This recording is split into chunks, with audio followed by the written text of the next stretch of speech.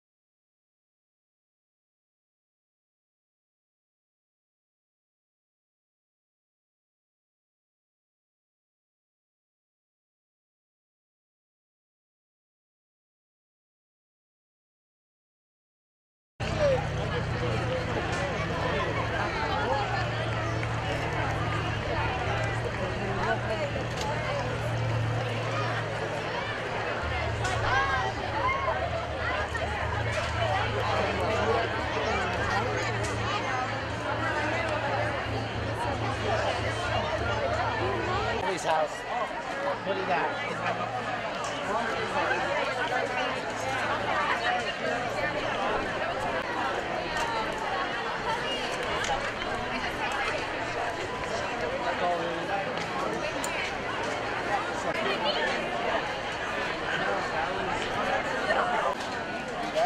Joey! It's just getting cold over there.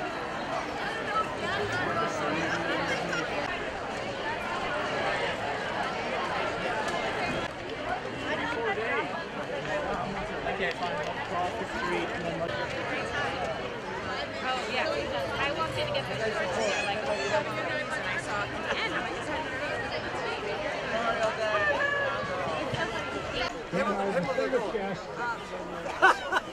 State Senator Crochet, State Representative John Fry, our bonus selection Rudy Marconi, Robert Manners, Andy Gardner, and Maureen Crozak.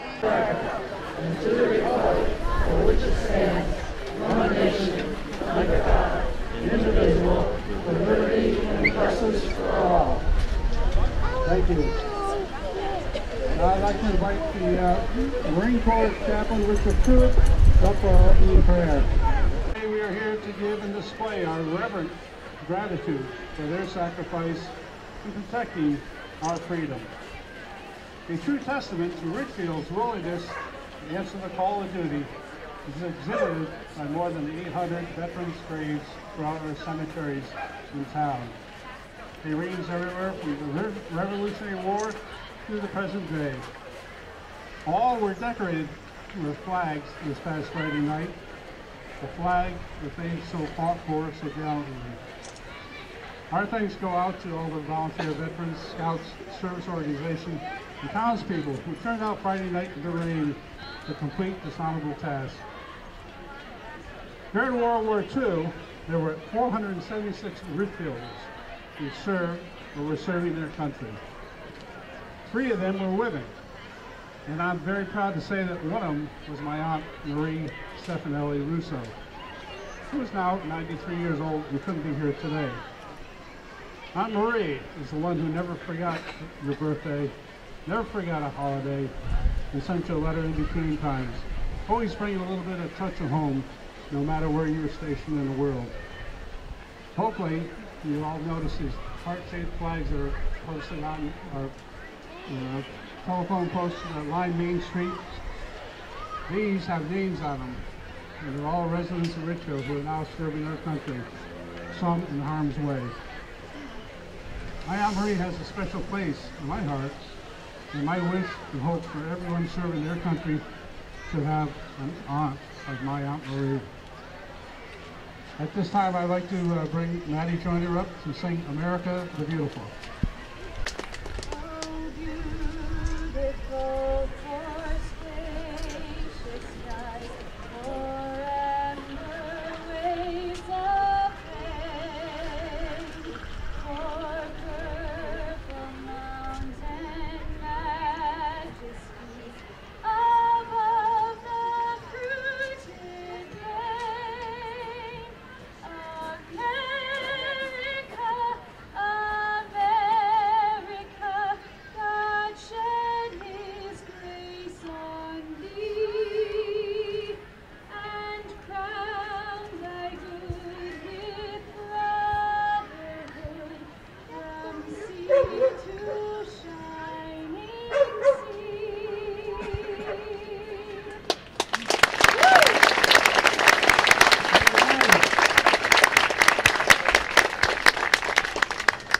I'd like to introduce our next speaker, whose father was one of those 476 Ridgefielders who was serving America, and he today is serving Ridgefield. Our first selectman, Rudy Marconi, will lead a prayer. It's a poem, it's an unauthorized poem entitled The Final Inspection, and very appropriate for today's ceremony. Thank you, Commander.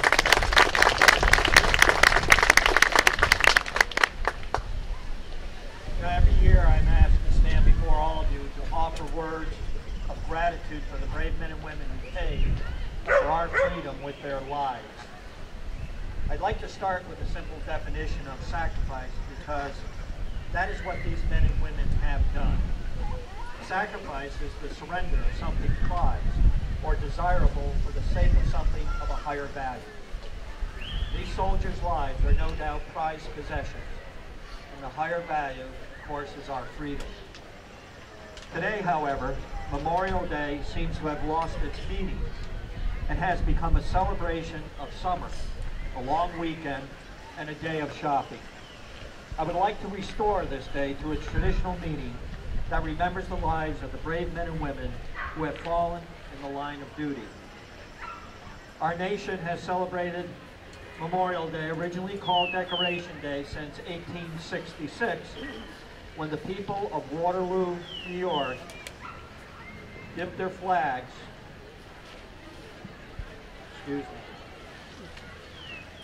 New York, dropped their flags to half-mast and decorated their village to remember the many soldiers who died during the Civil War. Now we have expanded this day to celebrate all American soldiers of all nationalities, of all races, who have served in all the wars. Many of you, I am sure, have been touched by the loss of a veteran. He or she may have been a father, a mother, a brother, a sister, or just a friend. Please join me in this moment of silence, honoring their service and the sacrifices their families have made. Service member on the street, say a little prayer for them. I ask you, the people of Ridgefield, to remember that this day is one dedicated to our fallen soldiers. And although we may celebrate the good times that summer will bring, remember that these moments would not be possible without the dedication of the veteran service to our country. When you see the beautiful flowers and the many flags placed by our American Legion on the graves of our veterans, remember that you, your family, and our community have gained from their sacrifice. In closing, I would like to read an unauthored poem entitled The Final Inspection. The soldier stood and faced God. which must always come to pass. He hoped his shoes were shining just as brightly as his brass. Step forward now, you soldier. How shall I deal with you? Have you always turned the other cheek? To your faith have you been true? The soldier squared his shoulders and said, "No, Lord, I guess I ain't, because those of us who carry guns can't always be a saint. I've had to work without days off, and at times my talk was tough, and sometimes I've been violent, because the world, it's awfully rough. But I never took a penny that wasn't mine to keep. Though I worked a lot of hours, the bills just got too steep. And I never passed a cry for help, though at times I did shake with fear, and sometimes, God forgive me, I've wept manly tears. I know I don't deserve a place among the people here. They never wanted me around, except to calm their fears. If you've a place for me here, Lord, it needn't be so grand. I never expected or had too much, but if you don't, I'll understand." There was a silence all around the throne where the saints have often trod, as the soldier waited quietly for the judgment of his God. Step forward now, you soldier. You've borne your burdens well. Walk peacefully on heaven's streets. You've done your time in hell. Thank you, and God bless.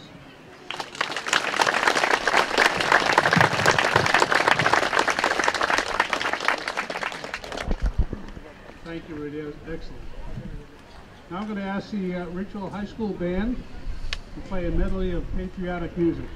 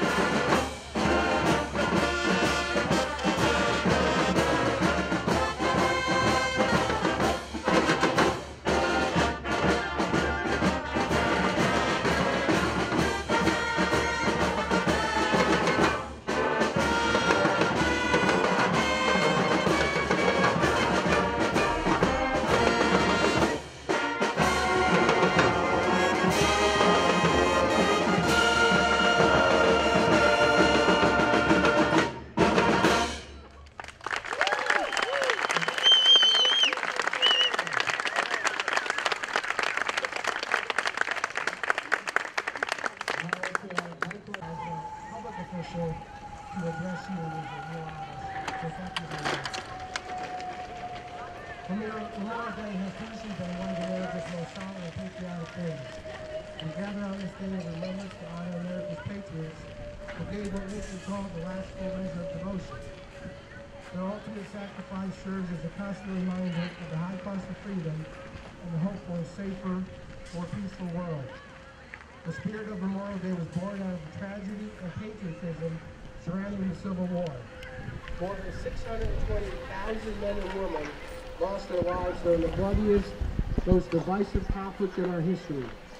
Many soldiers were laid to rest in enemy territory, far from loving members who could care for their graves and repair the ravages of nature. Thus, their graves often fell victim to neglect.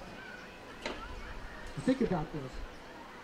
It was this profoundly sad and disturbing sight that moved widows of Confederate soldiers in Columbus, Mississippi, to place flowers on the graves of their husbands' former enemies on April 25th, 1866. On May 5th, 1868, 3 years after the Civil War ended, Major John A. Logan proclaimed May 30th Decoration Day by issuing an order to decorate graves with the choicest flowers of springtime. He also urged that we should guard their graves with sacred vigilance. Let no neglect, no ravages of time testify to the present or to the coming generations that we have forgotten as a people the cost of freedom and an undivided republic. Now it's my pleasure to introduce to you our Grand Marshals, Jim and Josie Conley, to our first husband and wife Grand Marshals. Both served our country in the United States Navy. Both were in the medical corps. Jim as a pharmacist, mate, and Josie as a Navy nurse.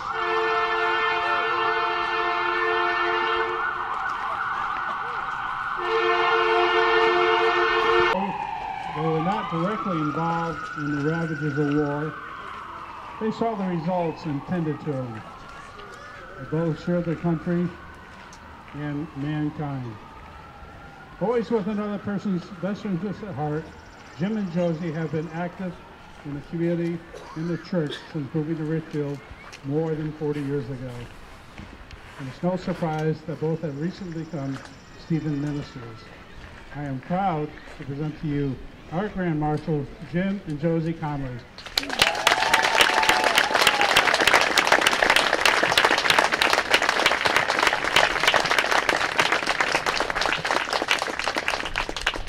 We'd both like to say a few words, but it's always ladies before gentlemen, so I'll defer to the officer in the Navy, Ensign Josephine Conley.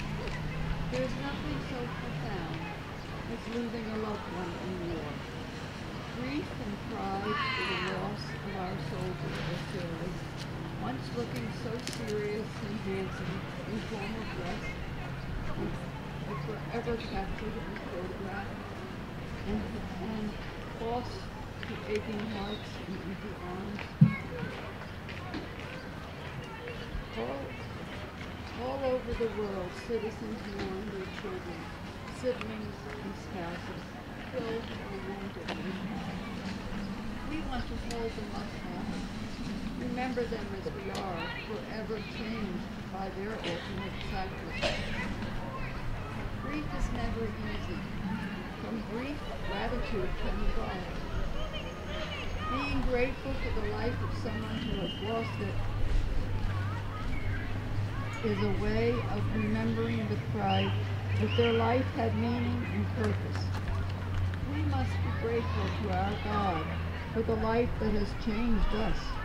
We must be grateful for the sacrifice that protects us, preserves all that matters to us, and makes us humble in our humanity. Solace and comfort can be had in gratitude. Memorial Day creates the framework for focused recollection of all those who gave their lives so that we may remain free. We are meant to honor the dead, to remember why they perished, and to keep alive their good works and know their sacrifice. Gratitude is an affirmation of goodness, writes Dr. Robert A. Emmons, the foremost expert in gratitude and its power to heal. He goes on to say, we affirm that there are good things in the world, gifts and benefits we have all received.